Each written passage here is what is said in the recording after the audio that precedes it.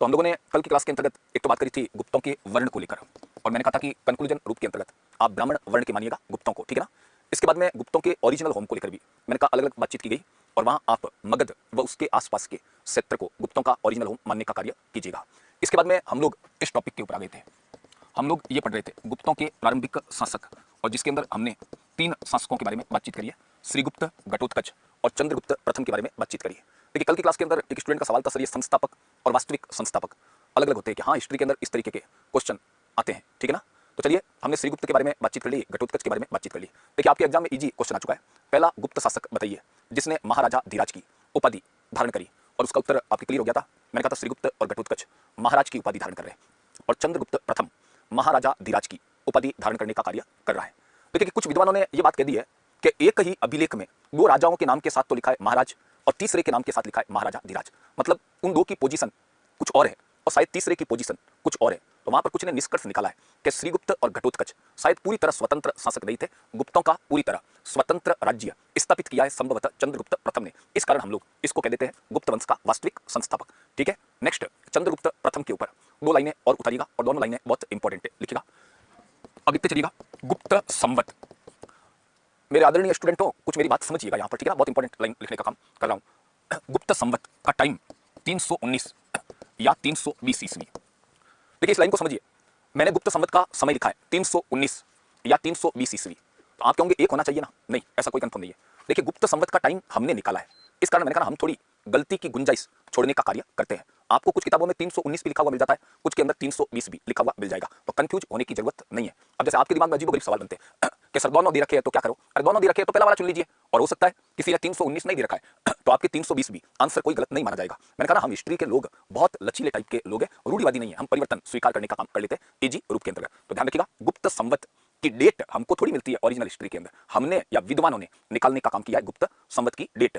गुप्त काल में गुप्त संवत चलता था, ये जरूर हमको लिखा हुआ मिलता है, ठीक है ना। गुप्त काल में गुप्त संवत चलता था, ये हमको लिखा हुआ मिल जाता है। आगे पढ़ेंगे स्कंद गुप्त के जूनागढ़ लेख के अंतर्गत मिला। देख राजेंद्र फिर गलत जा रहे हो, आप लिख रहे हो कि 319 में शुरू हुआ और 320 में खत्म हुआ, नहीं मैंने ये थोड़ी समझाया। मैंने कहा गुप्त संवत प्रारंभ हुआ है 319 या 320 के अंतर्गत।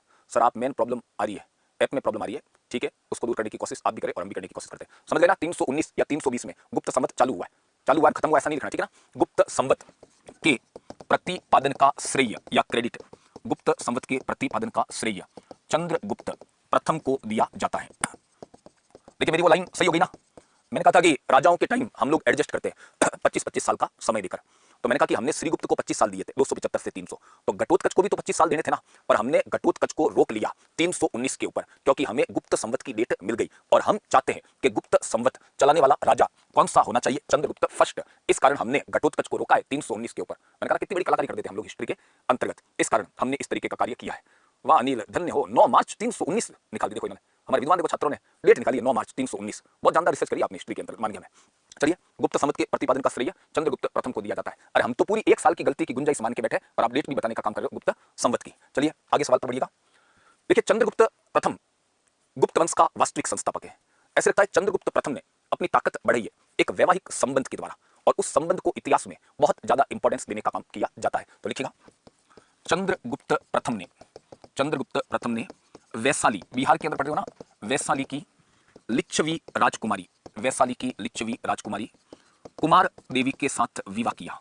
देखिए ये वैवाहिक संबंध बहुत इंपॉर्टेंट बताया जाता है हिस्ट्री के अंदर। चंद्रगुप्त प्रथम ने वैशाली की लिच्छवी राजकुमारी कुमार देवी से विवाह किया। ये वैवाहिक संबंध इंपॉर्टेंस क्यों रखता है हिस्ट्री के अंदर, कहते हैं वैशाली के लिच्छवियों के कोई बेटा नहीं था, एकमात्र बेटी है कुमार देवी ही। तो देखिए कई लोगों की जिंदगी वैवाहिक संबंधों के द्वारा भी परिवर्तित हो जाती है, पावर बढ़ रही है। वैशाली के लिच्छवी बहुत बड़ी पावर है इंडिया की, ये आप लगातार पढ़ते आ रहे हो, और उनके साथ वैवाहिक संबंध हो गया चंद्रगुप्त प्रथम का। तो कहते हैं एक तरीके से लिच्छवी राज्य किसके पास में आ चुका है, चंद्रगुप्त प्रथम के पास में आ चुका है। देखिए ये वैवाहिक संबंध इंपॉर्टेंट है, तभी इसे याद रखने के लिए नई अंतरराष्ट्रीय विवाह नहीं किया मनीष जानी, ठीक है ना। ये वैवाहिक संबंध इंपॉर्टेंस रखता है, इसी कारण इस वैवाहिक संबंध की याद में कॉइन्स या सिक्के चलाने का काम किया गया। देखिएगा इस विवाह की याद में राजा रानी प्रकार के सोने के सिक्के चलाए गए, राजा रानी टाइप्स के सोने के सिक्के चलाए गए। देखिए राजा रानी प्रकार क्या होता है इसको समझ लेना, क्योंकि आगे चल के आप कई प्रकार के सिक्के पढ़ते हो। जैसे वीणा वादन प्रकार, राजा को वीणा बजाते हुए दिखाया गया। धनुर्धर प्रकार, राजा को धनुष चलाते हुए दिखाने का काम किया गया। अश्वमेघ प्रकार, राजा को अश्वमेघ यज्ञ करते हुए दिखाने का काम किया गया। तो चंद्रगुप्त प्रथम ने चलाए हैं राजा रानी प्रकार के सिक्के इस विवाह की याद के अंदर।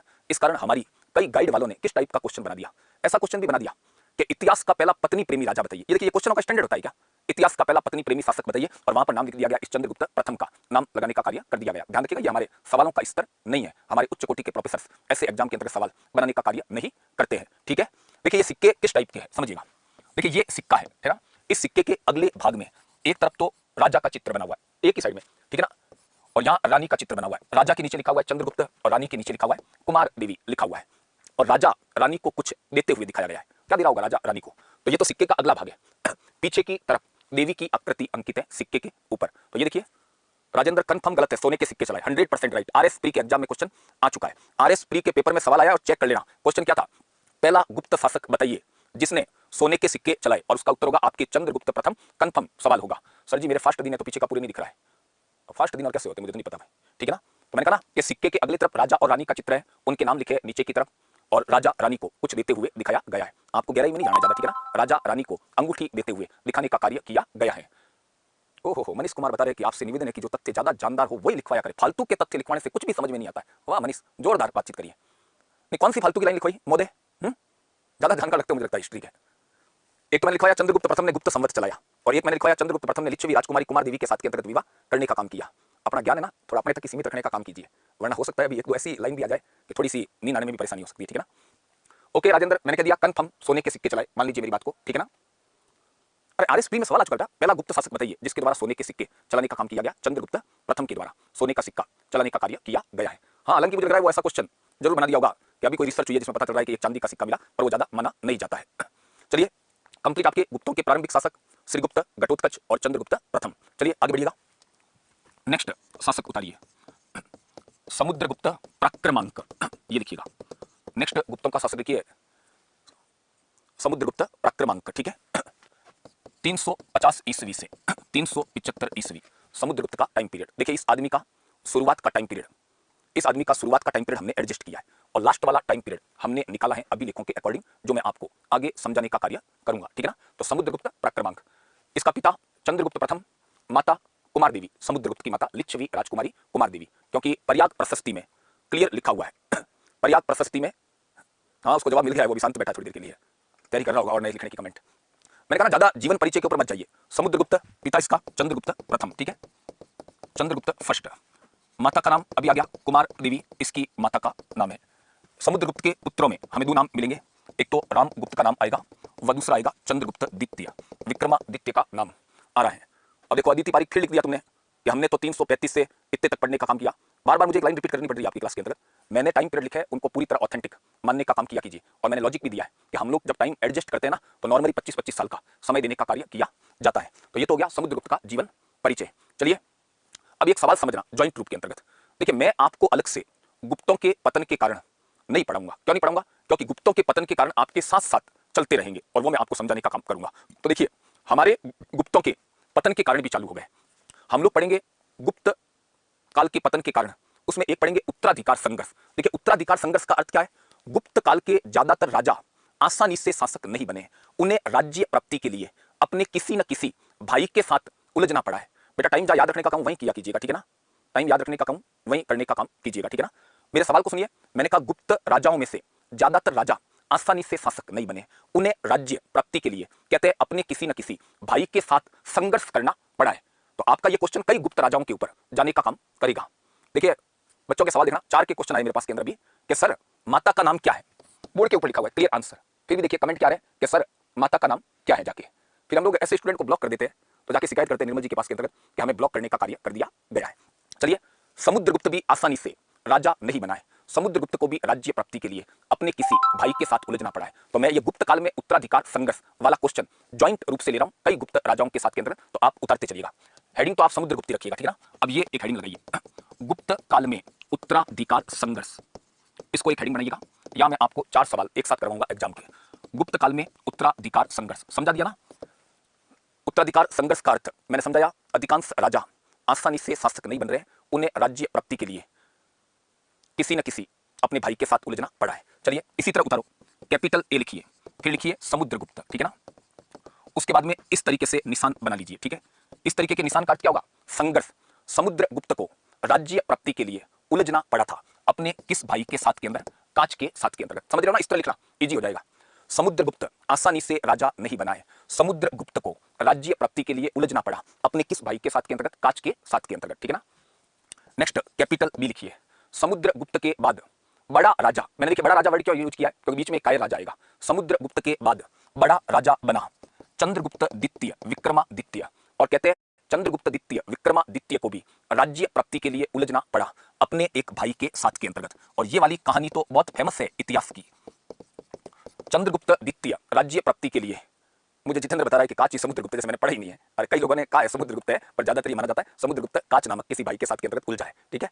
चंद्रगुप्त द्वितीय राज्य प्राप्ति के लिए उलझा है, तो कई स्टूडेंट को तो ये लग रहा है कि जैसे हम लोगों ने बिल्कुल किताबें देखी नहीं है जाके, ठीक है ना। तो चंद्रगुप्त द्वितीय राज्य प्राप्ति के लिए उलझा है अपने भाई जितेंद्र सिंह, फादर हैरास को पढ़ लेना ढंग से, है ना, सब समझ के अंतर्गत पड़ जाएगा, ठीक है। नेक्स्ट कैपिटल सी उतारिएगा, कुमार गुप्त राजा बन रहा है चंद्रगुप्त द्वितीय के बाद।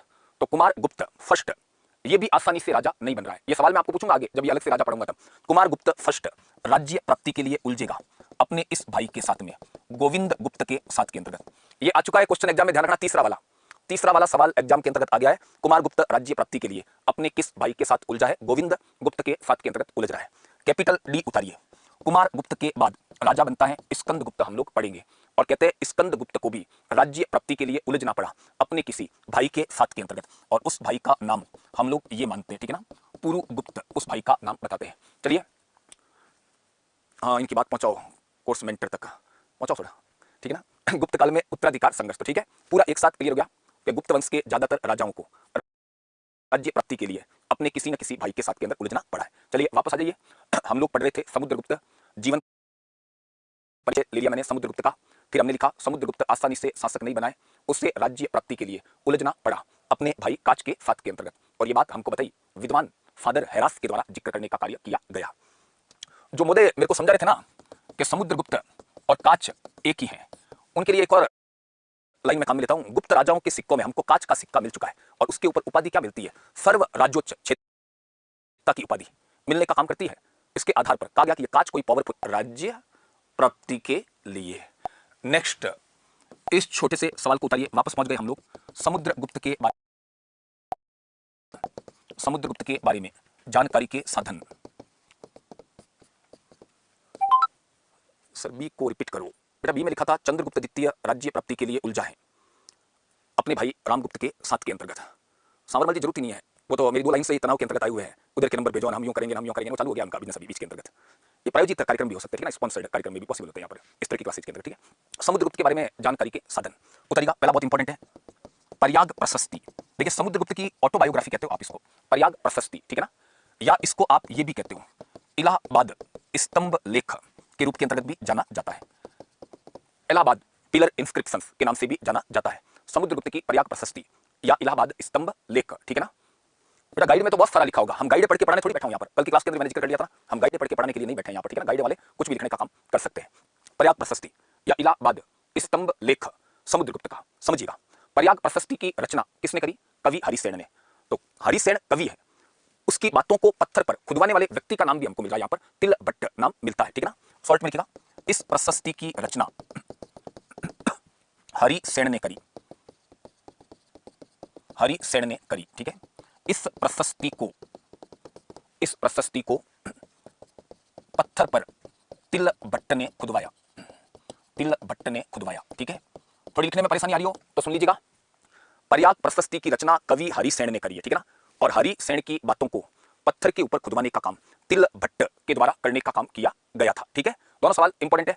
देखिए हरिसेन के ऊपर तो कई बार सवाल आ गया, ठीक है ना, पर ये तिलभट्ट के ऊपर अभी तक क्वेश्चन नहीं पूछने का काम किया गया है, इस कारण आप थोड़ा सा इस तिलभट्ट को इंपॉर्टेंट करने का कार्य कर लीजिएगा, ठीक है। अभी भी कंप्लीट नहीं हुआ है, अभी हम और पर्याग प्रशस्ति के बारे में बातचीत करने का कार्य करेंगे, ठीक है। तो अलग से लाइन उतारने का काम कीजिएगा। इस प्रशस्ति की भाषा संस्कृत है, इस प्रशस्ति की भाषा संस्कृत है, शैली चंपू है, होते हैं ना कई चंपू टाइप के लोग भी होते हैं, अकारण बीच के अंदर कहीं पर भी घुस जाते हैं, इस टाइप के लोगों के लिए चंपू वर्ड यूज करने का काम किया जाता है। इस प्रशस्ति की भाषा संस्कृत है, वह शैली चंपू है, चंपू अच्छा वर्ड है, वह लिपि ब्राह्मी है, लिपि ब्राह्मी है। तो ध्यान रखना पर्याप्त प्रशस्ति बहुत इंपॉर्टेंट है, ठीक है ना। पर्याप्त प्रशस्ति बहुत इंपॉर्टेंट है। समुद्रगुप्त की ऑटोबायोग्राफी या आत्मकथा है। हमें 90% जानकारी समुद्रगुप्त के बारे में पर्याप्त प्रशस्ति से ही मिलने का काम करता है। शैली चंपू है। चंपू टाइप के लोग भी होते हैं ना, मिक्स टाइप के कैरेक्टर होते हैं ना। जैसे कोई पुरुष हो तो उसके अंदर स्त्रीण गुण आ जाए, कोई स्त्री हो तो उसके अंदर पुरुष के गुण आ जाए, मिक्स। तो ये चंपू टाइप के लोग बन जाते हैं जिनको पता ही नहीं है जाना किस तरह पे जाके। तो चंपू का अर्थ होता है मिक्स टाइप के लोग। तो यहाँ चंपू शैली है, गद्य और पद्य मिश्रित है ना, इस कारण यहाँ भी चंपू वर्ड काम के अंतर्गत लेने का काम किया गया है। डिंपल समझाया ना, चंपू टाइप के लोग जिनके अंदर अजीब अजीब टाइप के गुण मिक्स हो जाते हैं, उनको खुद को ही पता नहीं चलता है कि क्या करने का काम कर दिया, ठीक है। अब देखिए गद्य पद्य मिश्रित है, पर्याप्त प्रशस्ति चंपू शैली की है, ठीक है। ये चंपू अच्छा लगता है मेरे को, एक दो चंपू आ जाते हैं हमारी क्लास के अंदर कई बार बीच में। चलिए आज तो नहीं आया, बाकी सारे अच्छे, आपकी क्लास में सब अच्छे एकदम। तो ये नंबर 2 लिखिएगा, एरण स्तंभ लेख, एरण स्तंभ लेख। हाँ बेटा बिल्कुल, ज्योति गद्य पद्य का मिश्रित चंपू होता है यहाँ पर, ठीक है ना। समझाया ना कितने अच्छे तरीके से मिश्रित वाला। एरण स्तंभ लेख इतना ज्यादा इंपॉर्टेंट नहीं है, ठीक है ना। कहां से मिला है? मालवा मध्य प्रदेश से। इंपॉर्टेंट नहीं है, केवल इसकी लाइन उतार लेना, ठीक है ना। इस लेख में जाके इंपॉर्टेंट नहीं है, थोड़ा सा उतार लो। इस लेख में एक प्रॉब्लम सॉल्व करेगा हमारी आगे, इस कारण लिखवा रहा हूं इसके बारे में, ठीक है। इस लेख में समुद्रगुप्त की पत्नी, समुद्रगुप्त की पत्नी दत्त देवी का नाम मिलता है, दत्त देवी का नाम मिलता है, नाम मिलता है। वह पता चलता है कि, वह पता चलता है कि समुद्रगुप्त के कई पुत्र व पुत्र थे। देखिए मैंने क्या कहा है आपको, मैंने कहा एरण स्तंभ लेख आपके लिए इतना इंपॉर्टेंट नहीं है, ठीक है ना। ये हमारी एक प्रॉब्लम सॉल्व करेगा। कौन सी प्रॉब्लम सॉल्व करेगा उसके बारे में आपको अभी भी जिक्र कर देता हूं। मैंने कहा था कि पहले इतिहास में यह माना जाता था कि समुद्रगुप्त के एकमात्र बेटा है चंद्रगुप्त द्वितीय विक्रमादित्य, और वो राजा बना समुद्रगुप्त के बाद के अंतर्गत। पर अब पता चल गया कि समुद्रगुप्त का एकमात्र बेटा चंद्रगुप्त द्वितीय विक्रमादित्य नहीं था, क्योंकि इस लेख में लिखा है समुद्रगुप्त के कई पुत्र और पुत्र बताने के काम किए गए। तभी हम कहेंगे ना कि रामगुप्त भी समुद्रगुप्त का बेटा था, ठीक है। एक तो पर्याप्त प्रशस्ति हो गया, एक एरण स्तंभ लेख हो गया। नंबर 3 उतारना। देखिए चंद्रगुप्त प्रथम ने सोने के सिक्के चलाए, समुद्रगुप्त भी केवल किस टाइप के सिक्के चलाएगा? सोने के सिक्के चलाने का काम करेगा। कई टाइप के सिक्के मिलते हैं समुद्रगुप्त के, गरुड़ प्रकार, धनुर्धर प्रकार, अश्वमेघ प्रकार, व्याघ्र हनन प्रकार, सिंह नियंता प्रकार, वीणा वादन प्रकार। तो आपको इतने प्रकार नहीं पढ़ने हैं, दो इंपॉर्टेंट आएंगे आपके समुद्रगुप्त के अंतर्गत। देखिएगा समुद्रगुप्त ने सोने के सिक्के चलाए, इसने भी केवल किस धातु के चलाए? सोने के, ठीक है ना। ये चांदी वाली प्रॉब्लम हमारे आगे चल के सॉल्व होगी। समुद्रगुप्त ने सोने के सिक्के चलाए, जैसे अश्वमेघ प्रकार व वीणा वादन प्रकार, वीणा वादन प्रकार आदि, ठीक है। आपको ये दो इंपॉर्टेंट लिखने का काम करना है। एक तो अश्वमेघ प्रकार, आपके क्वेश्चन बनेगा पहला गुप्त शासक बताइए जिसने अश्वमेघ यज्ञ करने का कार्य किया, और वो हमको पता चलता है समुद्रगुप्त के बारे में। और कैसे पता चलता है? इस प्रकार के सिक्कों के अकॉर्डिंग। फिर आप पढ़ते हो समुद्रगुप्त अच्छा वीणा वादक था, कुशल वीणा वादक, तो वो भी हमको पता चलता है वीणा वादन प्रकार के सिक्कों के आधार पर। तो ये तो हो गया समुद्रगुप्त के बारे में जानकारी के साधन।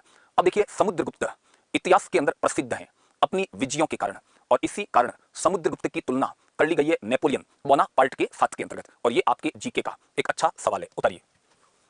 वी स्मिथ ने, विंसेंट स्मिथ ने विजयों के कारण, विजयों के कारण समुद्रगुप्त की तुलना, समुद्रगुप्त की तुलना नेपोलियन के साथ करिए, नेपोलियन के साथ करिए। नेपोलियन बोनापार्ट फ्रांस का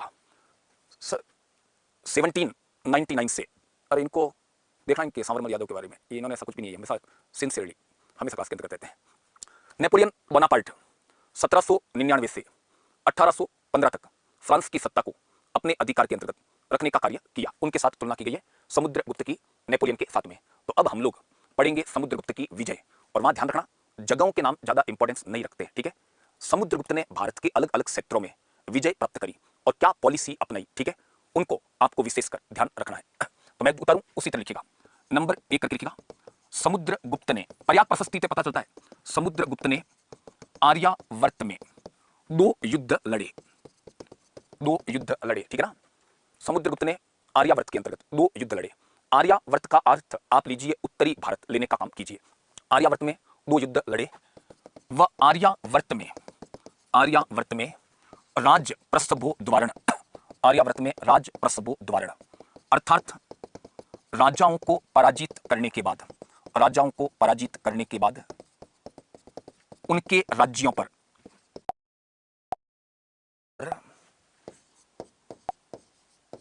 अधिकार की नीति अपनाई, ठीक है ना, उनके राज्यों पर अधिकार की नीति अपनाई।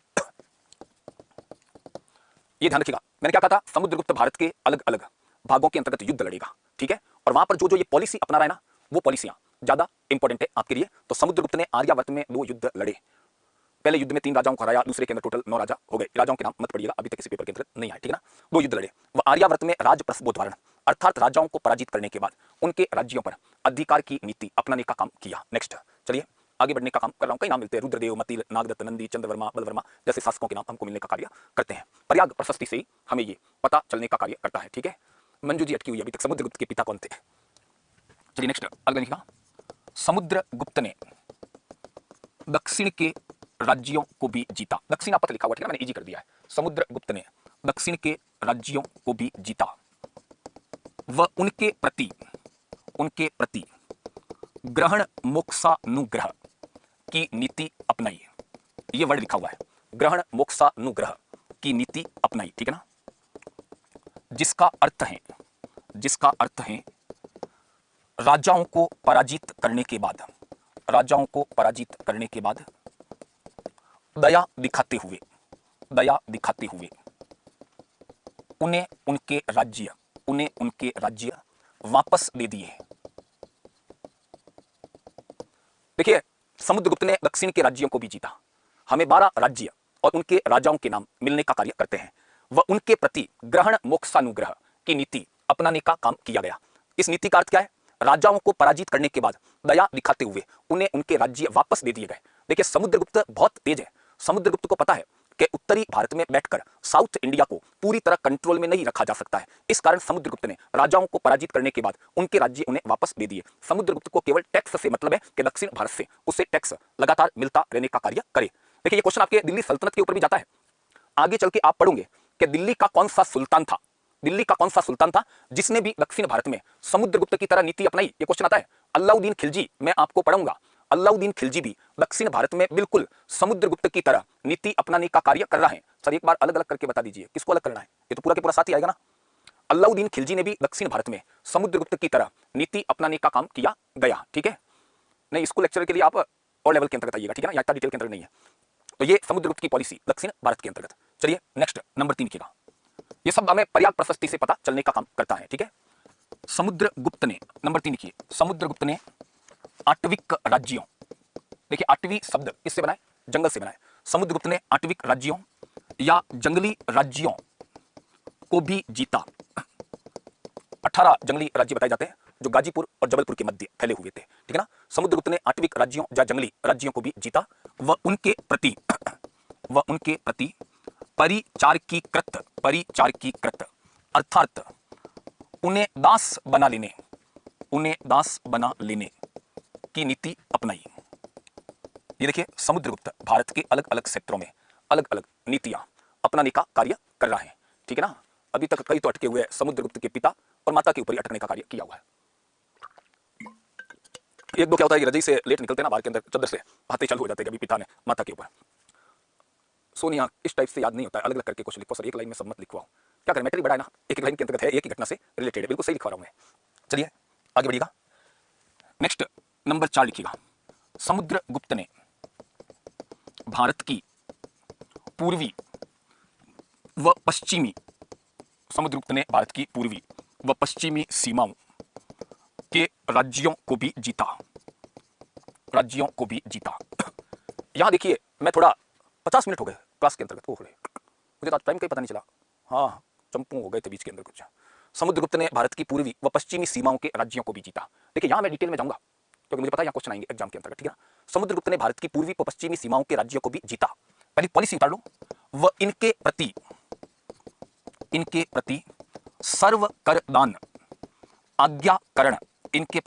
करदान आज्ञाकरण व प्रणामागमन की नीति अपनाई, ठीक है। यहां मैं अर्थ नहीं लिखूंगा क्योंकि अर्थ बहुत क्लियर है। प्रणामागमन की नीति अपनाई, देखिए इजी है ना, अर्थ तो आ गया। समुद्रगुप्त ने भारत की पूर्वी व पश्चिमी सीमाओं के राज्यों को भी जीता, ठीक है। वह इनके प्रति जो नीति अपनाई, उस नीति का नाम क्या है, सर्व करदान, आज्ञाकरण और प्रणामागमन। अब इसको मैं क्या करूं, ट्रांसलेट बहुत ईजी है। सर्व करदान, आज्ञाकरण और प्रणामागमन। अब इसको मैं क्या करूं, ट्रांसलेट बहुत ईजी है। पूर्वी और पश्चिमी सीमा के राज्य सभी प्रकार का कर किसको देंगे? समुद्रगुप्त को। सर्वकरदान का अर्थ क्या हो गया? सभी प्रकार का कर देंगे समुद्रगुप्त को, ठीक है। आज्ञाकरण का अर्थ क्या हो गया? समुद्रगुप्त की आज्ञा मानने का काम करेंगे। फिर क्या वर्ड है? प्रणामा गमन, टाइम टू टाइम समुद्रगुप्त के दरबार में आएंगे और सैल्यूट मारने का काम करेंगे समुद्रगुप्त को, ठीक है ना। तो ये पॉलिसी अपनाने का काम किया समुद्रगुप्त ने पूर्वी व पश्चिमी सीमाओं के राज्यों के प्रति, ठीक है। अब मैंने कहा मैं आपको पूर्वी और पश्चिमी सीमाओं के राज्य पढ़ाऊंगा अलग से, क्योंकि वहां थोड़ा हमारे इंपॉर्टेंट सवाल बन रहा है। तो ध्यान रखिएगा, इसी चौथे पॉइंट को हम थोड़ा और विस्तृत करने का कार्य कर रहे हैं। उतरिएगा, अलग से लिखिए, पूर्वी सीमा के राज्य, ब्रैकेट में लिखना, ये राज्य कैसे थे? राजतंत्रात्मक। देखिए पहला क्वेश्चन तो यही बन गया। पश्चिमी सीमा के राज्य है गणतंत्रात्मक और पूर्वी सीमा के राज्य है राजतंत्रात्मक, ठीक है ना। पूर्वी सीमा में कौन कौन से राज्य आते हैं? एक तो लिखो समतट, और इसकी पहचान हम इससे करते हैं, बांग्लादेश का तटीय भाग, उसके लिए पर्याप्त प्रशस्ति में क्या वर्ड काम में लिया गया है, ठीक है ना। नवीन, मैं पढ़ के खड़ा हूं, ठीक है ना, मुझे मत समझाओ कि आत्मनिवेदन भी है ना। आत्मनिवेदन कहां आएगा? अभी आगे आ जाएगा, ठीक है। पूर्वी सीमा के राज्यों में समतट, बांग्लादेश का तटीय भाग। दूसरा लिखिए डब्बाक, ये है बांग्लादेश का केंद्रीय भाग, जिसको आप ढाका भी कहने का काम कर सकते हो, ठीक है। तीसरा है कामरूप। देखिए ये क्वेश्चन आता है आपके एग्जाम के अंदर, कामरूप वाला सवाल आता है कि कामरूप प्रेजेंट की कौन सी जगह है। ये क्वेश्चन कई बार पूछा है एग्जाम के अंदर। असम, इसलिए मुझे थोड़ा आगे बढ़ना पड़ा। नंबर 4 उतरिएगा नेपाल, नेपाल को तो नेपाली लिख दिया, ठीक है। पांचवा उतरिएगा करतुरपुर, और ध्यान रखना इस करतुरपुर की पहचान थोड़ा विवादित है, इस कारण अपनी तरफ से ज्यादा रिसर्च करने का कार्य मत कीजिएगा, ठीक है। पूर्वी सीमा के राज्य हो गए, इसमें इंपोर्टेंट तो ज्यादातर कामरूप वाले को लेकर सवाल पूछा गया है। चलिए अब आगे बढ़ते हैं। पश्चिमी सीमा के राज्य, और इससे related question school lecturer history के पेपर में आया, और जो समझाया था ना बिल्कुल उसी लैंग्वेज के अंतर्गत डाल दिया एग्जामिनर ने क्वेश्चन। पश्चिमी सीमा के राज्य किस टाइप के राज्य थे? गणतंत्रात्मक राज्य थे। और देखिए उन गणतंत्रात्मक राज्यों में हमारे राजस्थान के कुछ राज्यों के नाम आ रहे हैं, इस कारण एग्जाम का थोड़ा इंपॉर्टेंट सवाल बन गया। पश्चिमी सीमा के राज्यों में इनका नाम मिलता है मालव, योद्धेय, मालव योद्धेय। नंबर 3 लिखिएगा आरजू नायन, आरजू नायन। नंबर 4 लिखिए मद्रक, नंबर 5 लिखिएगा आभीर, नंबर 6 लिखिएगा प्रार्जुन, नंबर 7 लिखिएगा सनकानिक, नंबर 8 लिखिएगा काक, नंबर 9 लिखिएगा खरपरिक। ये देखिए 9 गणतंत्रात्मक। सर प्रयास वाले सर ने तो कामरूप गोभी आदमी बताया है, प्रयास वाले सरों ने तो कामरूप को गोभी मंजू सही नहीं लिखा है, ठीक बता रहा मेरे को। पश्चिमी सीमा के राज्य कैसे थे? गणतंत्रात्मक, ठीक है ना। देखिए ये सवाल क्यों आया? पश्चिमी सीमा के राज्यों में मालव, योद्धेय, अर्जुनायन, ये राज्य कहां है? राजस्थान के अंतर्गत है। तो एग्जामिनर ने सीधा क्वेश्चन दे दिया, गुप्त काल के किस अभिलेख में मालव, योद्धेय और अर्जुनायन का जिक्र मिलता है? स्कूल लेक्चर हिस्ट्री और ये कई लैंग्वेज क्लास में कही थी, सीधा क्वेश्चन देगा मालव, योद्धेय, अर्जुनायन का उल्लेख गुप्त काल के किस अभिलेख के अंतर्गत मिलता है, और पर्याप्त प्रशस्ति के अंतर्गत मिलने का कार्य करता है जाके, ठीक है। यहां पर एक और चीज समझिएगा, एक और क्वेश्चन ऑप्शनल हिस्ट्री में आया है। ये जो काक है ना, ये शब्द कौन सी जगह के लिए यूज हुआ है? 5वें पॉइंट में लिखा है आभीर, लिखा है बेटा आभीर, मालव, योद्धेय, अर्जुनायन, मद्रक, आभीर, प्रार्जुन, सनकानिक, सनकानिक, काक, खरपरिक। तो मैंने कहा क्वेश्चन आ गया है काक प्रेजेंट की कौन? सनकानिक बेटा 7वां, मोहित सनकानिक, ठीक है ना। ये देखिए ये क्वेश्चन आया एग्जाम में, सांची जो मध्य प्रदेश के अंतर्गत है ना, जहां आपने अशोक का स्तूप पढ़ा है, उसको लेकर सवाल दे दिया कि सांची के लिए और क्या नाम यूज किया? नवा खरपरिक है, ठीक है ना। फैजान अभी तक समुद्रगुप्त की वीणा ही बजा रहे हो, जबकि मैं कब से करवा चुका हूं ये वीणा वाला क्वेश्चन, ठीक है। ये समुद्रगुप्त के पूर्वी और पश्चिमी सीमा के राज्य। अब हम समुद्रगुप्त की लास्ट विजय पर बात करेंगे, विदेशी राज्यों की विजय के ऊपर हम लोग बातचीत करने का काम करेंगे। आपने पढ़ लिया समुद्रगुप्त ने आर्यावर्त में 2 युद्ध लड़े, दक्षिणापथ के अंतर्गत 8 राज्यों को जीता, भारत की पूर्वी और पश्चिमी सीमाओं के राज्यों को भी जीतने का काम किया गया समुद्रगुप्त ने। चलिए नेक्स्ट अलग से उतारिए नंबर 5, समुद्रगुप्त ने विदेशी राज्यों को भी जीता, राज्यों को भी जीता। देखिए कई जगहों पर सीधा लिख दिया कि अभियान करने का कार्य किया गया। तो अभी आज की क्लास का टाइम हो चुका है हमारी कंप्लीट। कल हम बात करेंगे समुद्रगुप्त की विदेशी राज्यों की विजय, वहां पढ़ेंगे देवपुत्र सहाना नून शाही शक मुरंड सहल का भी द्वीपश्च सर्वद्वीप वासी के बारे में बात करने का कार्य करेंगे। हाँ लिखवा दिया था कंचन, पूर्वी पश्चिमी सीमाओं के राज्यों की नीति नहीं लिखवाई क्या मैंने? सर्वकरदान, आज्ञाकरण, प्रणामागमन, विदेशी राज्यों वाली लिखवानी है। पर मेरा समय समाप्त हो गया है, इस कारण कल की क्लास के अंतर्गत हम आगे बातचीत करने का काम करेंगे। बहुत बहुत धन्यवाद आप सभी का।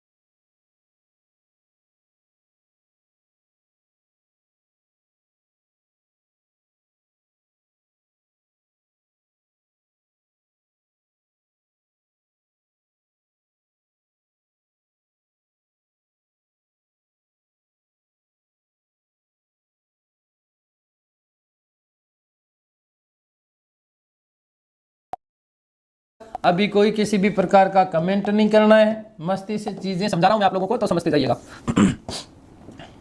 देखो बात करते हैं अपन बोध संगीति की। बोध संगीति की तो आप लोगों को एक चीज तो पता होगी ना, क्या पता होगी भाई, कि बोध संगीतियां कुल कितनी संगीतियां हुई है? 4 हुई है। बोध संगीतियों की संख्या कितनी है जी? 4 है। कितनी है? 4 है भूपेंद्र भाई, ठीक है। बोध संगीतियों की संख्या कितनी है? 4 है। तो हम बात करते हैं सबसे पहले प्रथम बोध संगीति की। किसकी बात करते हैं? प्रथम बोध संगीति की। प्रथम बोध संगीति की हम लोग बात करते हैं। देखिएगा, सुनिएगा। भगवान बुद्ध की, या मैं बात कहूं तो गौतम बुद्ध की मृत्यु होती है 483 ईसा पूर्व में। कब हुई? 483 ईसा पूर्व में। और 483 ईसा पूर्व में जैसे ही मृत्यु हुई, मृत्यु होने के साथ ही साथ प्रथम बोध संगीति का आयोजन किया गया। प्रथम बोध संगीति का क्या किया गया था? आयोजन किया गया। तो पहला आपका प्रश्न सीधा सीधा पूछा जाता है कि कब हुई, तो ध्यान रखना कब हुई है बेटा जी? तो 483 ईसा पूर्व में हुई। कब हुई? 483 ईसा पूर्व में हुई प्रथम बोध संगीति। ठीक है, बात समझ में आ गई? प्रथम बोध संगीति 483 ईसा पूर्व में हुई, ठीक है ना। भगवान बुद्ध की जैसे ही मृत्यु हुई उसी के साथ साथ, ठीक है। अभी सब बताऊंगा कुलदीप। उसके बाद में यहां से प्रश्न पूछा जाता है आपसे कि शासनकाल किसका था? तो ध्यान रखना शासनकाल था अजातशत्रु का। शासनकाल किसका था? अजातशत्रु। और अजातशत्रु कौन से राजवंश का शासक था? आप लोगों को पता है, हर्यंक वंश का था। कौन सा वंश था? हर्यंक वंश का शासक हुआ करता था। कौन है? अजातशत्रु। ठीक है, आगे बात समझे फुल भाई, धन्यवाद। चलिए बात करते हैं कहां हुई। कहां हुई तो ध्यान रखिएगा, कहां हुई भैया? राजगृह में हुई। कहां पर हुई? राजगृह में। ठीक है, और राजगृह में कहां पर? एक गुफा है जिसका नाम था सप्तपर्णी गुफा। कौन सी गुफा? सप्तपर्णी गुफा में इस प्रथम बोध संगीति का क्या किया गया? आयोजन किया गया था। आगे बात समझ क्लियर है? चलिए आगे हम लोग बात करते हैं अध्यक्ष की। किसकी बात करते हैं? अध्यक्ष आपसे पूछा जाता है, ध्यान रखना विशेष रूप से, ठीक है, कि प्रथम बोध संगीति का अध्यक्ष कौन था? तो ध्यान रखिएगा प्यारे साथियों, पहला कोई काम होता है आपके जीवन का, आपके जीवन का कोई पहला काम होता है तो वो बड़ा होता है, महान होता है, इसलिए ध्यान रखिएगा पहली थी, इसलिए इसका जो अध्यक्ष है वो कौन था? महाकश्यप था। अध्यक्ष कौन था? महाकश्यप। आगे बात समझ क्लियर है? दूसरी चीज ध्यान रखिएगा, अब यहां से पूछा जाता है कि प्रमुख घटना क्या है? प्रमुख घटना क्या थी इस बोध संगीति की? तो ध्यान रखना प्रमुख घटना यह थी कि पहले में 2 आए। अभी किसी को कोई कमेंट नहीं करना, सुनना क्यों? देखो पहले में क्या आए? 2 आए। 2 क्या आए? पीटक आए। 2 क्या आए? पीटक आए। कौन कौन से? तो ध्यान रखना सुत्त पीटक। एक तो आपका कौन सा आया? सुत्त पीटक आया। और दूसरा कौन सा आया? विनय पीटक। एक तो आपका क्या आया? सुत्त पीटक, और दूसरा कौन सा पीटक आया? विनय पीटक। सुत्त पीटक और विनय पीटक की क्या की गई? रचना की गई। कौन सी संगीति में? प्रथम बोध संगीति में। ध्यान रखना क्या पूछा जा सकता है कि सुत्त पीटक और विनय पीटक की रचना कौन सी संगीति में की गई थी? आपका उत्तर क्या होगा? प्रथम बोध संगीति में। याद कैसे रखोगे? याद रखोगे कि पहली में 2 हुए, पहली में 2 की रचना हुई, पहली में 2 की रचना हुई। किस किसकी रचना हुई? सुत्त पीटक और विनय पीटक। सुत्त पीटक की बात करो तो सुत्त पीटक की रचना किसके द्वारा की गई? आनंद के द्वारा। सुत्त पीटक की रचना किसके द्वारा की गई थी? आनंद के द्वारा। वहीं बात करूं मैं विनय पीटक की, तो विनय पीटक की रचना की गई थी उपाली के द्वारा। सुत्त पीटक में क्या है? भगवान बुद्ध के जो सिद्धांत थे उनका उल्लेख मिलता है, और साथ ही साथ भगवान बुद्ध ने जो उपदेश दिए, भगवान बुद्ध ने जो उपदेश दिए उनका रचना किया गया, उनका संकलन किया गया। किसमें? सुत्त पीटक में। किसमें?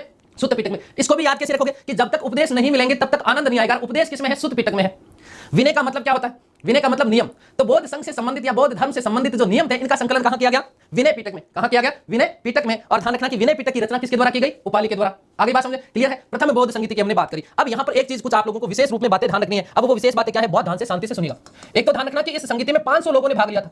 कितने लोग? 500 लोग शामिल हुए। इस संगीति में कितने लोग शामिल हुए थे? 500 लोग शामिल हुए थे। क्लियर होगी बात? कितने लोग? 500 लोग शामिल हुए, इसीलिए इसे क्या कहा जाता है? पंचशती कहा जाता है। सीधा सीधा पूछा जाता है कि प्रथम बौद्ध संगीति को क्या कहा जाता है? तो पंचशती कहा जाता है। क्या कहा जाता है? पंचशती। क्यों? क्योंकि पहली में 500 लोग शामिल हुए थे। बात क्लियर हो गई? ध्यान रखना शासनकाल किसका? अजातशत्रु का। किसका है? अजातशत्रु का है। तो अब इस अजातशत्रु के संदर्भ में एक चीज और महत्वपूर्ण बात याद रखनी है आपको। क्या महत्वपूर्ण बात याद रखनी है? कि इस अजातशत्रु ने राजगृह में इसी सप्तपर्णी गुफा के समीप किसका निर्माण करवाया था? स्तूप का निर्माण करवाया। किसका निर्माण करवाया? स्तूप का निर्माण करवाया। भगवान बुद्ध के अस्थि अवशेषों पर प्रथम स्तूप किसके द्वारा बनाया गया था? तो ध्यान रखना अजातशत्रु के द्वारा। क्या चीज है? अजातशत्रु के द्वारा। पीटक का मतलब होता है पिटारा। पीटक का मतलब क्या होता है? पिटारा। आगे बात समझिए। ग्रंथ क्या चीज? ग्रंथ। तो 2 ग्रंथ है, सुत्त पीटक और विनय पीटक। पहली बौद्ध संगीति में इसका क्या किया गया था? रचना किया गया। बात समझ में आ गई? 500 लोग शामिल हुए, इसलिए इसको पंचशती कहा जाता है। और यही अजातशत्रु ने भगवान बुद्ध के अस्थि अवशेषों पर भगवान बुद्ध का प्रथम स्तूप बनाया गया था। किसके द्वारा बनाया गया था? अजातशत्रु के द्वारा, सप्तपर्णी गुफा के समीप एक पहाड़ी के ऊपर। एक पहाड़ी के ऊपर। ठीक है, आगे बात समझ क्लियर है बेटा? फुलसन बेटू क्लासें चलेगी, चिंता मत करो। आप लोगों के साथ हम लोग है ना 10 मई से क्लासें जो भी। अब देखो संभावना तो यही है कि क्लासें कंटिन्यू रहेगी, है ना, बाकी रब रखा। चलिए प्रथम बौद्ध संगीति हो गई, तो पहले के बाद में क्या आया? द्वितीय बौद्ध संगीति की बात करते हैं हम लोग। कौन सी? द्वितीय बौद्ध संगीति।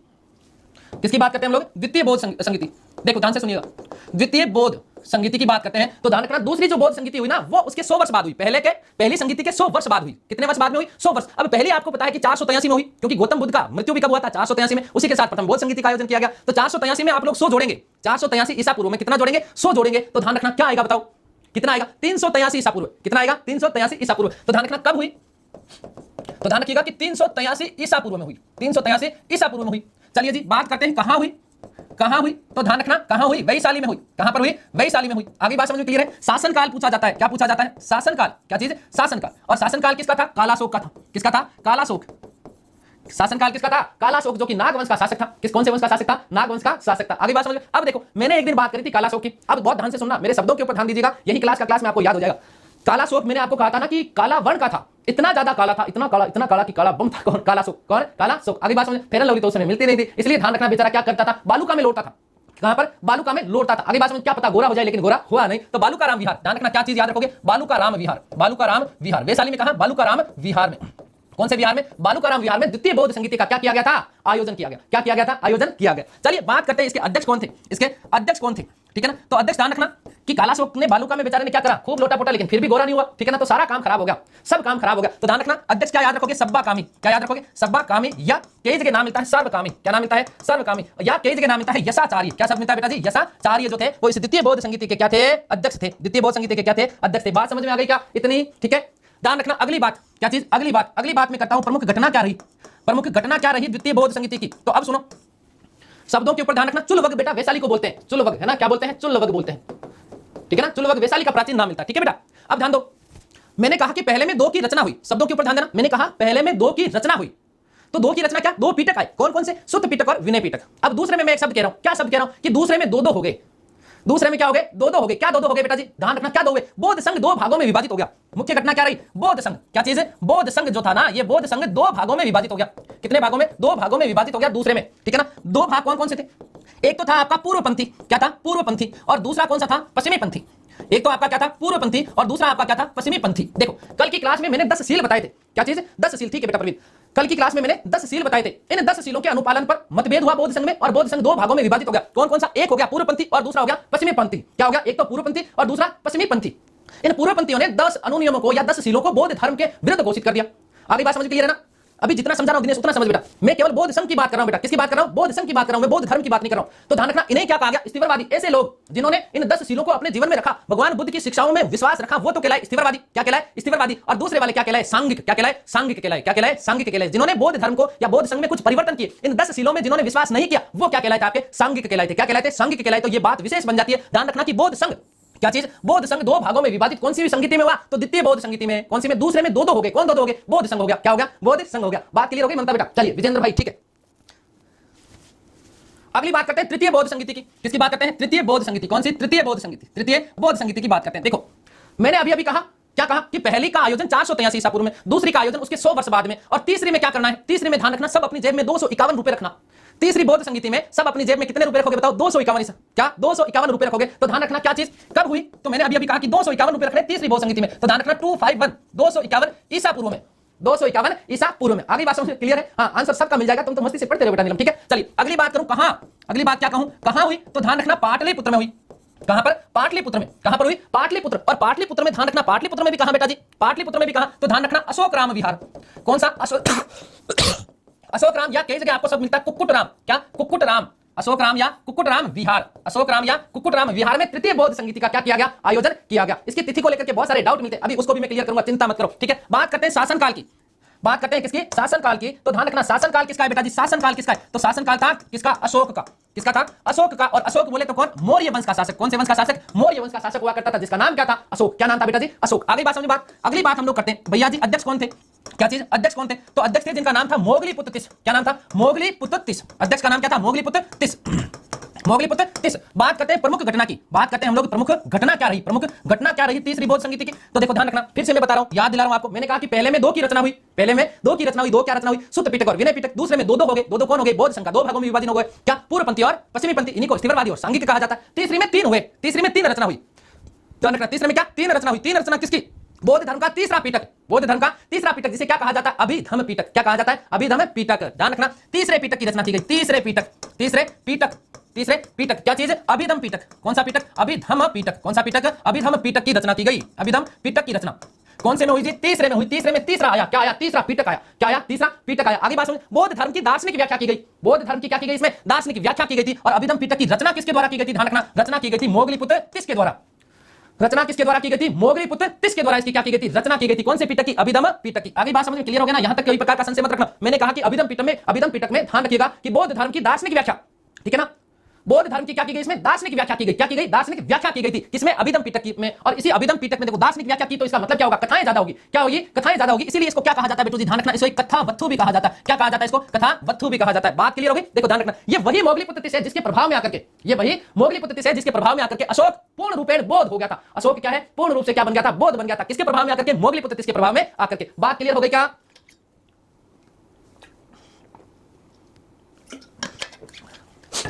चलिए यहीं पे अगला नेक्स्ट में बात करता हूं। किसकी बात करता हूं? चतुर्थ बौद्ध संगीति की। किसकी बात करता हूं जी? चतुर्थ बौद्ध संगीति। कौन सी? चतुर्थ बौद्ध संगीति। कौन सी? चतुर्थ बौद्ध संगीति। तो देखो उल्टा चल रहे हैं हम, ठीक है ना। चौथे में एक नंबर आएगा। चौथे में क्या आएगा? एक नंबर। ईसा की प्रथम शताब्दी। क्या चीज है? ईसा की प्रथम शताब्दी।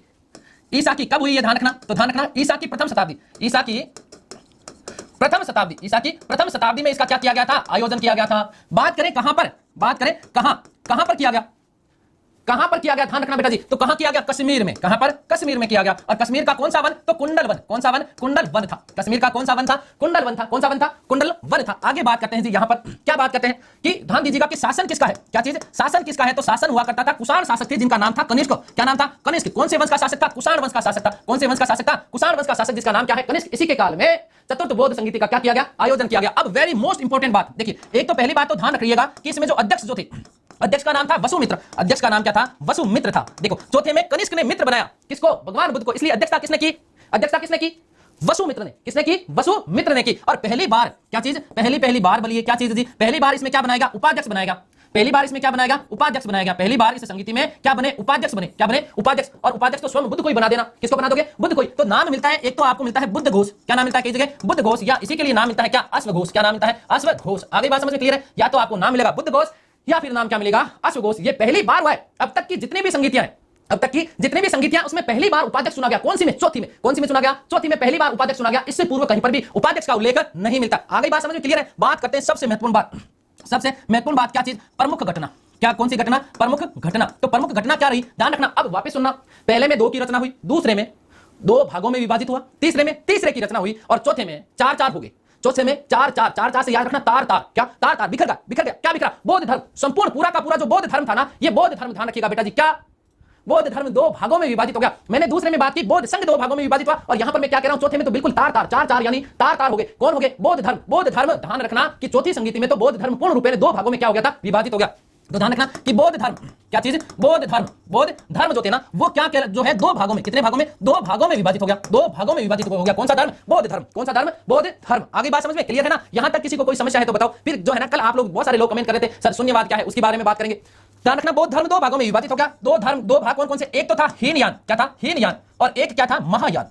एक तो था हीनयान और दूसरा कौन सा था बेटू जी? महायान था। कौन सा था? महायान। हीन का मतलब क्या? हीन का मतलब था कट्टरवादी लोग। हीन का मतलब कैसे? कट्टर जो लोग थे, भगवान बुद्ध की मूल शिक्षाओं दीक्षाओं में विश्वास रखने वाले लोग क्या कहलाए? हीनयान। और हीनयान को किस रूप में और परिभाषित करते हैं? छोटी सवारी। कौन सी सवारी? छोटी सवारी। और महा का मतलब क्या होता है? बड़ा। महा का मतलब क्या होता है? बड़ा, बड़ी सवारी। और ध्यान रखिएगा कि जिन्होंने परिवर्तन के साथ अपनाया, किसके साथ में? परिवर्तन के साथ में जिन्होंने अपनाया, वो कौन थे? महायानी थे। कौन थे? महायानी थे। और इन महायानियों को क्या कहा जाता है? बड़ी सवारी कहा जाता है। आगे बात समझे? इन्हीं को सांघिक कहा जाता है। किसी भाई ने पूछा था अभी, इन्हीं को क्या कहा जाता है बेटा? सांघिक कहा जाता है। और इन्हीं को क्या कहा जाता है? स्थिरवादी, जो कि पूर्वपंथी लोग शामिल थे उसमें, ठीक है। और पश्चिमी पंथी एक तरीके से क्या हो गए थे बेटा जी? महायानी, या जो जिन्होंने परिवर्तन के साथ अपनाया। आगे बात समझ क्लियर है ना? तो अब ध्यान रखिएगा, इन महायानों का जो प्रमुख नेता था, इन महायानों का जो प्रमुख नेता था, उस प्रमुख नेता का नाम क्या था? नागार्जुन। क्या नाम था बेटा जी? नागार्जुन था। प्रमुख नेता कौन था? नागार्जुन। कौन था? नागार्जुन। अब विशेष बात, किसी एक भाई ने अभी थोड़ी देर पहले प्रश्न पूछा था मेरे से, कमेंट सबके देखता हूं, चिंता मत किया करो। उसने पूछा कि ग्रंथ कौन सी भाषा में थे। मुझे केवल एक चीज का उत्तर दे दो कि बौद्ध धर्म की बात करूं या मैं भगवान बुद्ध की बात करूं, तो बुद्ध ने अपने उपदेश कौन सी भाषा में दिए? बुद्ध ने अपने उपदेश कौन सी भाषा में दिए? जल्दी से बता दो मैं, और यहीं से पूरा का पूरा कॉन्सेप्ट समझा दूंगा मैं, ठीक है। बुद्ध ने अपने उपदेश कौन सी भाषा में? बेटा सन नहीं मिलती यामिनी, इसका सन नहीं मिलता। कई जगह है ना वस्तुतः 127 ईस्वी लिखा हुआ, लेकिन वो प्रामाणिक नहीं है, ठीक है। अरे यामिनी जी तो आप तो खुद शिक्षक हैं, स्वयं शिक्षक है, चलिए ठीक है ना, प्रामाणिक नहीं है, ठीक है, क्लियर है। चलिए देखो क्या बात है, सभी के बिल्कुल सटीक उत्तर आ गए ना? पाली पाली पाली पाली, है ना। अब ध्यान दो बेटा, जितने भी बौद्ध ग्रंथ हैं वो पाली भाषा में मिलते हैं, लेकिन महायान क्या चीज? महायानों के जितने भी ग्रंथ है ना, वो सारे के सारे ग्रंथ आपको संस्कृत भाषा में मिलेंगे। कौन सी भाषा में मिलेंगे? संस्कृत भाषा में मिलेंगे। बाकी जितने भी ग्रंथ है वो सारे के सारे कौन सी भाषा में? पाली भाषा में। कौन सी में? पाली में। लेकिन विशेष बात याद रखना, क्या याद रखोगे कि महायानी जिन्होंने परिवर्तन के साथ अपनाया था, कौन सी भाषा में लिखे अपने ग्रंथ, और कौन सी भाषा को अपनाया? संस्कृत भाषा को। कौन सी भाषा को? संस्कृत भाषा को। आगे बात समझ में। वही बात करें हम लोग जैन की, तो प्राकृत जिसे बोलते हैं अर्धमगधी। मगधी नहीं है बेटू, किसी ने लिखा मगधी भाषा। प्राकृत का मतलब होता है अर्धमगधी। क्या? अर्धमगधी। आगे बात समझ में क्लियर है? चलिए स्वाति बेटा ठीक है, श्याम तंवर ठीक है, वंदना भी ठीक है, भावेश ठीक है, चलिए सभी का उत्तर ठीक आ रहा है भाई, शाबाश, बहुत बढ़िया। अब अगले 2 मिनट आपको कुछ चीजें सुननी है। देखो थोड़ी सी मैं बात करता हूं। मैंने कहा कि महायानों का जो प्रमुख नेता था ना, महायानों का जो प्रमुख नेता था उसका नाम क्या मिलता है? नागार्जुन। क्या नाम मिलता है? नागार्जुन। क्या नाम मिलता है? नागार्जुन। और इसी नागार्जुन ने एक सिद्धांत दिया था जिसे कहा जाता है शून्यवाद का सिद्धांत, या इसे कहा जाता है सापेक्षवाद का सिद्धांत। शून्यवाद या सापेक्षवाद का सिद्धांत दिया, ठीक है ना। अगली बात समझ, साथ ही साथ रस चिकित्सा सार लिखा इसने। क्या लिखा? रस चिकित्सा सार लिखा था। अगली बात समझ क्लियर है ना। और इन्हीं समस्त कारणों से एक तो देखो ध्यान देना, अभी कोई कमेंट नहीं करना बेटू, अभी चीजें समझना, ठीक है। भावेश क्या प्रश्न पूछा तूने? बीच में जब मैं कह रहा हूं, जब मैं चीजें समझा रहा हूं तो बीच में घुसा मत करो, ठीक है ना। पहले बेटा समझ ले, ध्यान देना। नागार्जुन ने कौन सा सिद्धांत दिया? शून्यवाद, या इसी को हम लोग क्या बोलते हैं? सापेक्षवाद। आगे बात समझ, रस चिकित्सा का ग्रंथ लिखा, और साथ ही साथ क्या लिखा था उन्होंने बेटू जी? ध्यान रखना, वंदना, शाबाश बेटा। क्या चीज? ध्यान रखना, पारे की खोज की थी। और ये समस्त कारण है कि इन्हें क्या कहा जाता है? भारत का, क्या कहा जाता है? भारत का आइंस्टाइन कहा जाता है। क्या कहा जाता है? भारत का आइंस्टाइन कहा जाता है। किसको कहा जाता है? देखो बताओ, नागार्जुन को कहा जाता है। क्यों? क्योंकि उन्होंने शून्यवाद का सिद्धांत दिया। यहां पर शून्य जीरो नहीं है, ये वाद है, सिद्धांत है। क्या है शून्यवाद? तो ध्यान से सुनना, बहुत मस्ती से, अब शांति से, बिना किसी कमेंट के मैं कुछ चीजें समझा रहा हूं आप लोगों को, ध्यान रखना। वो चीजें आप लोग समझिएगा बेटा जी। क्या चीज? ध्यान रखना, शून्यवाद या सापेक्षवाद। शून्यवादी जो लोग हैं ना, वो 2 प्रकार की विचारधाराओं में विश्वास रखते हैं, 2 प्रकार के सत्य में विश्वास रखते हैं। मेरी आंखों में देखना, अभी कोई कमेंट नहीं करेगा, ठीक है। इधर मेरी आंखों में देखो, मैंने कहा कि शून्यवादी लोग 2 प्रकार की विचारधाराओं में विश्वास रखते हैं, 2 प्रकार के सत्य में विश्वास रखते हैं। पहले हम लोग बात करते हैं 2 प्रकार की विचारधारा में, ठीक है। तो पहली चीज क्या? पहली चीज ध्यान रखना, उन्होंने कहा कि भाव शून्यता या विचार शून्यता। क्या चीज? भाव शून्यता या विचार शून्यता, ठीक है। और दूसरा चीज कहा उन्होंने अस्तित्व शून्यता। पहली चीज क्या कहा? भाव शून्यता या विचार शून्यता। दूसरी चीज क्या कहा उन्होंने? अस्तित्व शून्यता। दोनों क्या है? देखो ये यूपीएससी के लायक प्रश्न है, आप जब बड़े एग्जाम देते हैं तो इस प्रकार के प्रश्न आपको इंटरव्यू में पूछे जा सकते हैं। भाव शून्यता या विचार शून्यता क्या है? तो पहली चीज क्या? भाव शून्यता, सुनो बेटा, या विचार शून्यता। भाव शून्यता या विचार शून्यता। क्या कहता है शून्यवाद? शून्यवाद ये कहता है कि मानव का जो मस्तिष्क है, मानव का जो मस्तिष्क है वो कभी भी विचार शून्य नहीं होता, या कभी भी भाव शून्य नहीं होता। उसके मानव मस्तिष्क में लगातार विचार चलते ही चलते रहते हैं, चाहे वो स्वयं चाहे जो है शयन अवस्था में चला गया हो, है ना। आगे बात समझे। लेकिन उसका आप देखो, सुनिएगा इस चीज को इस रूप में समझे। आप कई बार सो जाते हैं, कई बार क्या रोज ही सोते हैं शाम को, तो जब सोते हैं तो आपका शरीर सोता है, आपका मन मस्तिष्क कभी भी सोता है क्या? क्या विचार सोते हैं क्या? कभी भाव सोते हैं क्या? आपको स्वप्न आता है कि नहीं आता है? और स्वप्न में वो काम कर देते हो जो जीवन में कभी किए नहीं हो, वहां घूम जाते हो जहां आपने कभी सोचा भी नहीं हो, या सुन लो, क्योंकि विचार शून्य नहीं होता। मान लो कि आप बिस्तर में सो रहे हैं, कहां सो रहे हैं? बिस्तर में। अभी केवल ध्यान देना, बिस्तर में सो रहे हैं आप, और अचानक से आपके दिमाग में विचारों का संग्रह हुआ। और इन विचारों में क्या संग्रह हुआ? आपने ऐसा देखा कि बहुत बड़ा मेरा खेत है, और इस खेत में लहलहाती हुई फसल है, इतनी बढ़िया फसल हुई है। आप खेत में पहुंचते हैं, आप फसल को देखते हैं, प्रसन्नचित्त होते हैं, आहा कितने क्या मस्त फसल है, इस बार तो इतना सारा अनाज होगा।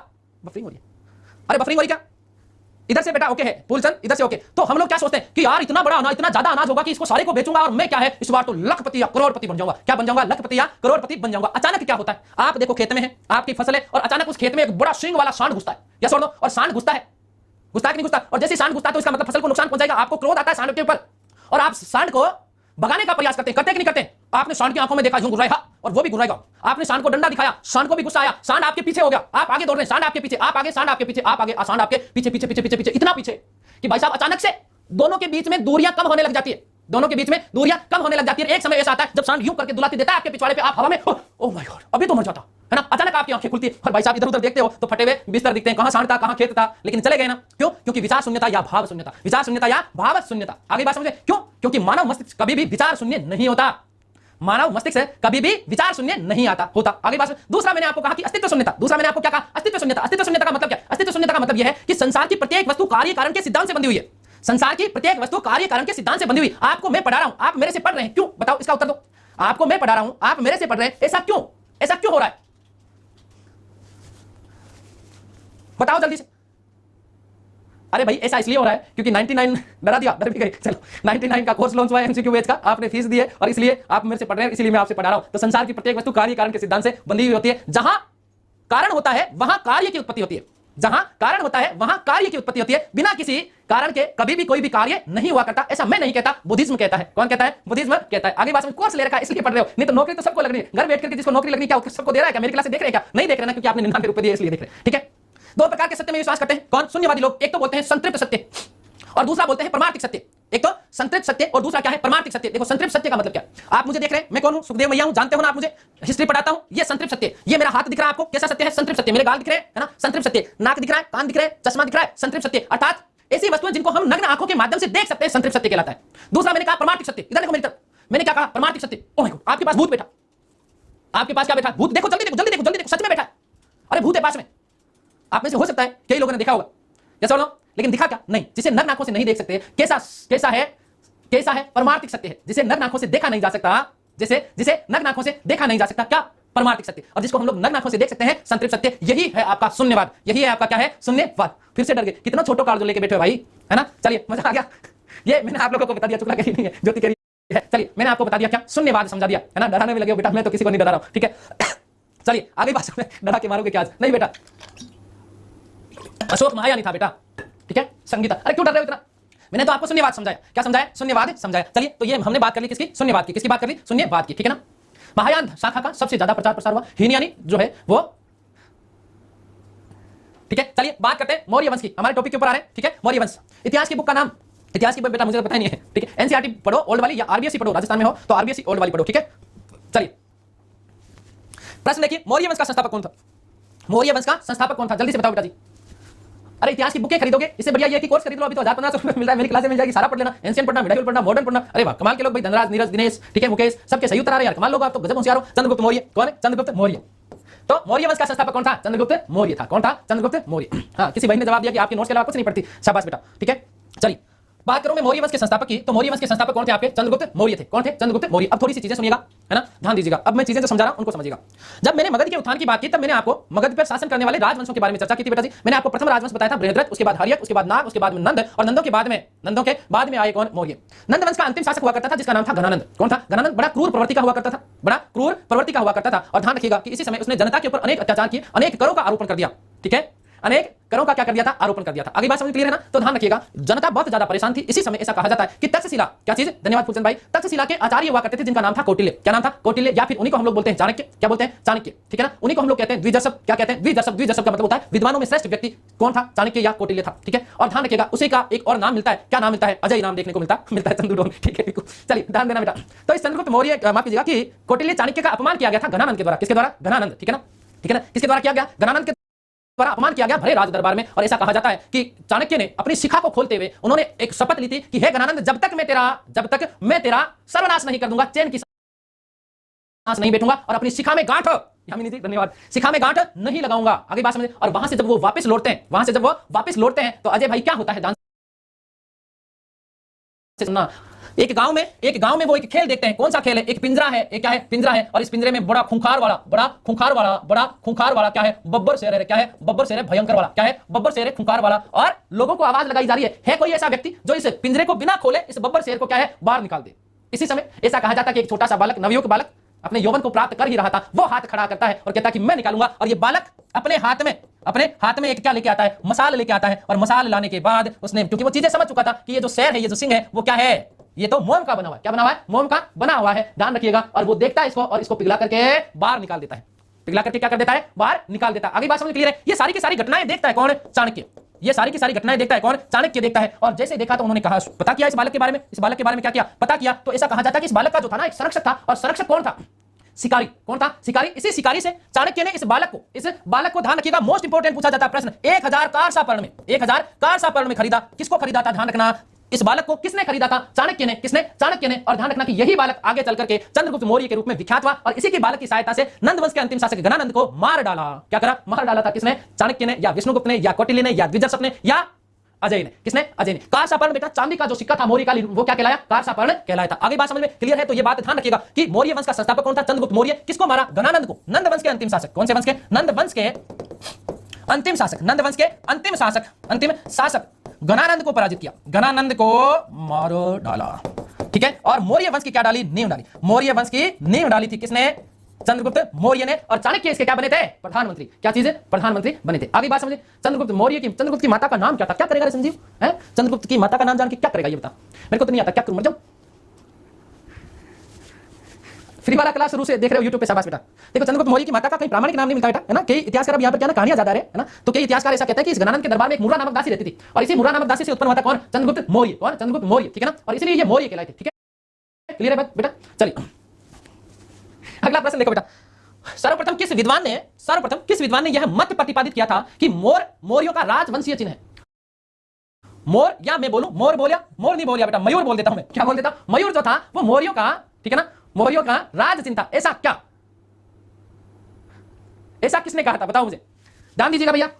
मैं बात करूं एक इतिहासकार जिनका नाम मिलता है ग्रुनवेडेल। क्या नाम मिलता है? ग्रुनवेडेल। ग्रुनवेडेल ने सबसे पहले ये बात कही थी, ठीक है ना। ग्रुनवेडेल ने सबसे पहले ये बात कही थी कि ये जो मौर्य है, इन मौर्यों का जो प्रतीक चिन्ह था, जो राज चिन्ह था, वो क्या था बेटा जी? ध्यान रखना, कौन सा था? मयूर या मोर, ठीक है ना। मोर या मयूर। अब देखो इनको मौर्य इसलिए कहा जाता है, मैंने आपको कहा ना, मैंने कहा कि जो है मुर्रा नामक दासी से उत्पन्न हुए इसलिए मौर्य कहलाए। अब यहीं पर कई इतिहासकार, जैसे हम लोग बात करें प्रोफेसर श्याम शास्त्री की बात करते हैं, हम लोग बात करते हैं प्रोफेसर हेमचंद्र राय चौधरी की जैसे चर्चा करते हैं, तो ये विशेष बातें कुछ यहां पर लिखते हैं। क्या क्या बातें लिखते हैं बेटा जी? वो बात लिखते हैं कि वस्तुतः महाजनपद काल के दौरान एक छोटा सा जनपद हुआ करता था जिसका नाम था मौर्य जनपद। क्या नाम था? मौर्य जनपद। और इस मौर्य जनपद वस्तुतः पिपलीवन के आसपास का क्षेत्र था। कहां? पिपलीवन का मौर्य जनपद था। और इसी मौर्य जनपद पर आगे चलकर के कालांतर में नंदों ने, और नंद बोले तो क्या, गणानंद ने क्या कर दिया था? आक्रमण कर दिया था। क्या कर दिया था? आक्रमण कर दिया था। और इसी आक्रमण के कारण इस बालक चंद्रगुप्त मौर्य के पिताजी क्या हो गए थे? मर गए थे। उस आक्रमण में शांत हो गए, वीर गति को प्राप्त हुए, और चंद्रगुप्त मौर्य की जो माता थी वो उन्हें लेकर के जंगल में चली जाती है, और वहीं जंगल में उनकी भी मृत्यु हो जाती है। इसलिए ये चंद्रगुप्त मौर्य एक शिकारी के हाथ में आ जाता है, और इसी शिकारी ने इसका क्या किया था? लालन पालन। और इसी शिकारी ने फिर राजकिलम खेल के दौरान, कौन से खेल के दौरान? राजकिलम खेल के दौरान चाणक्य को 1000 कारसापर्ण में बेच दिया था। किसको बेचा? उस बालक को। और यही बालक चंद्रगुप्त मौर्य के नाम से क्या हुआ था? विख्यात। एक बहुत अच्छा प्रश्न बनता है बेटा जी, और ध्यान देना। क्या प्रश्न बनता है बेटा जी? पिपलीवन का बेटा नेपाल का तराई क्षेत्र, ध्यान रखना। एक और क्या प्रश्न बनता है जी? प्रश्न आप लोगों का यह बनता है कि चंद्रगुप्त मौर्य की शिक्षा दीक्षा कहां पर हुई? संदीप बेटू सबके कमेंट्स हो रहे हैं। अभी चीजें जब मैं समझा रहा हूं ना तो बहुत प्यारे से, अच्छे से मेरा भाई है ना, अच्छे से सुन ले बेटू, ठीक है? ध्यान देना। क्या बात आपसे पूछा जा सकता है कि चंद्रगुप्त मौर्य का शिक्षा दीक्षा, चंद्रगुप्त मौर्य की शिक्षा दीक्षा कहां पर हुई थी? है ना? तो ध्यान रखना, तक्षशिला में। कहां पर हुई थी? तक्षशिला में। अरे चौधरी रामलाल, फालतू के प्रश्न क्यों पूछ रहा? आउट ऑफ, है ना? तो क्या मतलब तुम देखो बेटा, कई लोग है ना चेक करते हैं, तो तुम बेटा चेक नहीं कर सकते। घटोत्कच किसका पुत्र था? श्रीगुप्त का पुत्र था। माता फोड़ेगा, आगे गुप्त वंश में पढ़ेंगे। चेक करने की भावना से मत आया करो, पढ़ने की भावना से आया करो, है ना? फालतू के प्रश्न पूछते हो बीच में, ठीक है? तो ध्यान रखना, ग्रुण वेडेल ने, या कई जगह ग्रुण वेडेल भी शब्द मिलता है बेटा, ध्यान रखना कि इन्होंने ये पहली बार बताया था कि मयूर जो था वो मौर्यों का राजकीय चिन्ह था। क्या चीज था? राजकीय चिन्ह था। अगली बात क्लियर है? चलिए अगला प्रश्न की तरफ बढ़ते हैं। निम्नलिखित में से किस विदेशी विद्वान ने चंद्रगुप्त मौर्य को सेंड्रोकोटस कहा? ऐसा कौन सा विद्वान था जिसने चंद्रगुप्त मौर्य को सेंड्रोकोटस कहा था? मुझे जल्दी से इसका उत्तर दो, फिर मैं आपको बताता हूं इसमें और कुछ चीजें।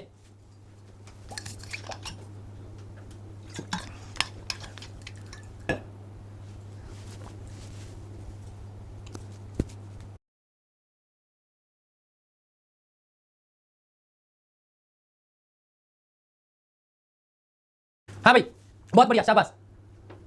अरे नील बेटू नहीं, ऐसा कुछ नहीं। चलिए ध्यान दीजिए। देखो दो विद्वान, अब बहुत मस्ती से, शांति से कुछ चीजें सुनना है ना, मैं बहुत अच्छी बातें बता रहा हूं आपको। एक तो इसका जो आंसर आपका होने वाला ना, आंसर होने वाला बेटा जी डी, है ना? सभी का सही आ रहा है, बहुत बढ़िया, शाबाश। फू भाई, आपको नजर नहीं लगे, ठीक है ना? आगे पास ध्यान दो। अब बेटा ध्यान देना, तीन विद्वान ध्यान रखना विशेष रूप से। कौन कौन थे? एक तो आपको ध्यान रखना बेटा स्ट्रेबो। क्या ध्यान रखना? स्ट्रेबो। दूसरा याद रखना जस्टिन। क्या याद रखना? जस्टिन, ठीक है ना? और इसके साथ में याद रखना विशेष महत्वपूर्ण व्यक्ति जिसका नाम था मेगस्थनीज। क्या नाम था बेटा जी? मेगस्थनीज। आगे बात समझे। इन तीनों लोगों ने क्या कहा? सेंड्रोकोटस। चंद्रगुप्त मौर्य को क्या कहा? सेंड्रोकोटस कहा। क्या कहा? सेंड्रोकोटस कहा। आगे बात समझ क्लियर है ना? ये तीन विद्वान ऐसे थे जिन्होंने क्या कहा? सेंड्रोकोटस, स्ट्रेबो, जस्टिन और मेगस्थनीज। अरे ये तो गड़बड़ होगी, अरे गड़बड़ होगी। क्या? इसके साथ में एक व्यक्ति और जोड़िएगा। क्या शब्द जोड़ेंगे? अरियन। क्या शब्द जोड़ेंगे? अरियन। तो इन समस्त लोगों ने क्या कहा था? सेंड्रोकोटस कहा। किसको? चंद्रगुप्त मौर्य को। दूसरा आपको नाम मिलता है बेटू जी, ध्यान रखना, एक शब्द मिलता है एंड्रोकोटस। क्या शब्द मिलता है? एंड्रोकोटस शब्द मिलता है। क्या शब्द मिलता है? एंड्रोकोटस शब्द मिलता है। अब देखो एंड्रोकोटस किसने कहा? तो ध्यान रखना, एक शब्द याद रखना, प्लूटार्क। क्या याद रखोगे? प्लूटार्क। और प्लूटार्क के साथ में याद रखिएगा एपियानस। एपियानस, क्या याद रखेंगे? एपियानस जो थे, इन्होंने क्या कहा? एंड्रोकोटस। क्या कहा? एंड्रोकोटस कहा, ठीक है? वही एक व्यक्ति थे जिनका नाम था फिलाकर्स, या फिलाकर्स। क्या नाम था? फिलाकर्स। इसने क्या कहा? चंद्रगुप्त मौर्य के लिए शब्द लिया। क्या शब्द लिया बेटा जी?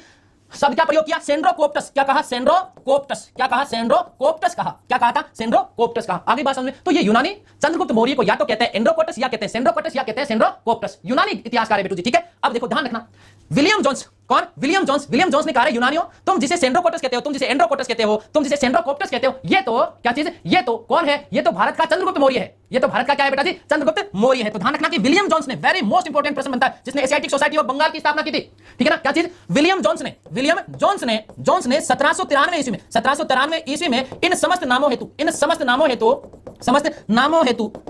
हेतु चंद्रगुप्त मौर्य की पहचान